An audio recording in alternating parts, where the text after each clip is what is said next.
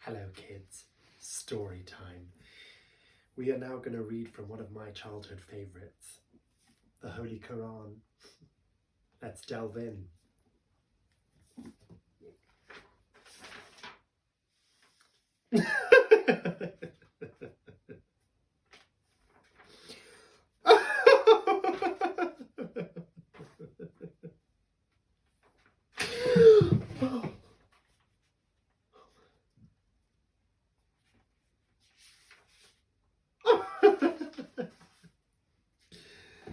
Gets me every time. Oh. As a child raised Muslim, I was taught that every time you commit a sin, you get bad points on your left shoulder, and every time you do good deeds, you get good points on your right. Now, sins could happen from the most natural of thoughts, like, I'm jealous of that girl's fuchsia pencil case, or, please Allah, if I drink enough milk, will you just turn me white? And good deeds were actually really hard to do, like, I don't know, helping save a homeless man's life, aged 5, or genuinely feeling love for my mother whilst she tasered me for wearing pink. Now, sadly, the points were kind of stacked against me because I spent most of my early childhood furtively plotting to guzzle cum out of wedlock.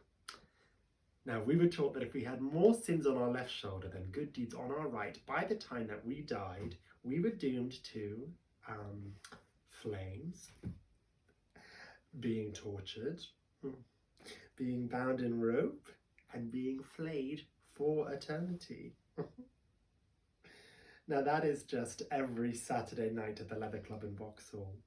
Yeah. In fact, I believe spending my early childhood high on the fumes of hell is what's turned me into the world's best chemsex party hostess.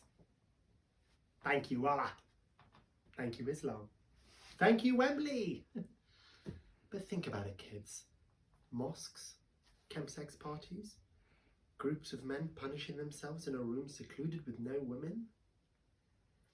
Sadly, my Iraqi brotherhood and gay sisterhood don't seem to agree. When I'm just hanging out at the mosque, my family get mad at me for being too gay, even though the Quran doesn't explicitly say you can't use its pages to hide an erection during prayer. And when I'm at chemsex parties, all these white gay men high on crystal meth get paranoid I'm going to blow them up, not blow them off. So I'm kind of in this tricky bind relay where I'm too gay for Iraq and too Iraq for gay. So when I was about 13, I moved over to the UK from the Middle East. I was very happy to come to the UK because I'd experienced a lot of homophobia back in the Middle East. But it's only recently, as an adult, that I've come to learn that homophobia was actually exported to the Middle East by the West because of colonialism. Cheers, guys, really helped me out. There's an incredible queer tradition of Islam, which I didn't know about when I was a teenager, so I had a very damaged psyche and I wanted to erase all the Arab from my blood because I just thought Arabs must mean homophobic, which I didn't realise is not the case till quite recently. And so at age 15, I quit speaking Arabic and learned French instead. Whenever my parents would recite a passage of the Quran at me, I would just respond with putain or tout à l'heure.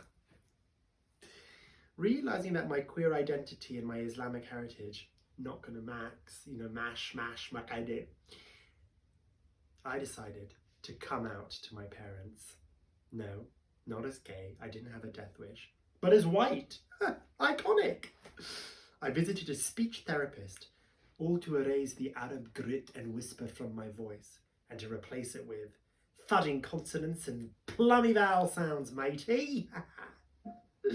And because at that age I was less a human being and more a giant Arab nose with arms and legs attached to it, I decided to try and bash it in with a book. I ended up breaking it, and it got bigger. So, joke's on me. Anyway, kids at home with your phones and your bank accounts that are going to donate, I was wondering, would you allow for me to perform for you the last ever Arabic song I sung? Let's do it.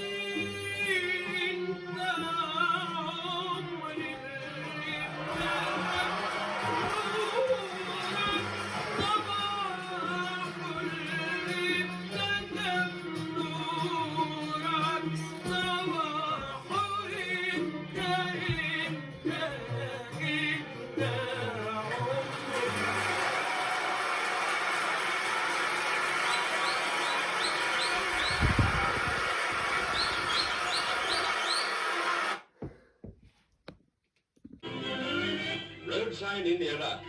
The RAF signpost at Habanya tells you that you're a downside nearer Baghdad than London.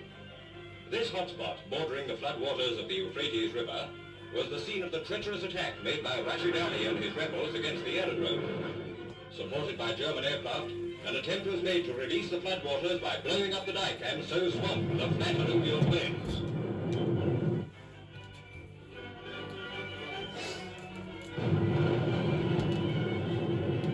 Outside Habanya, Arab soldiers survey the remains of a rebel supply column bombed by our planes. Soon after the attack on the dike, Iraqi prisoners are set to work repairing the damage. A Nazi-inspired disturbance in Iraq results in our pressing on with all speed to Baghdad. Loyal members of the Iraq army helped to crush the attempted coup d'etat by the quisling Rashid Ali. And now with his loyal ministers, the regent of Iraq guards his country against any further stab in the back.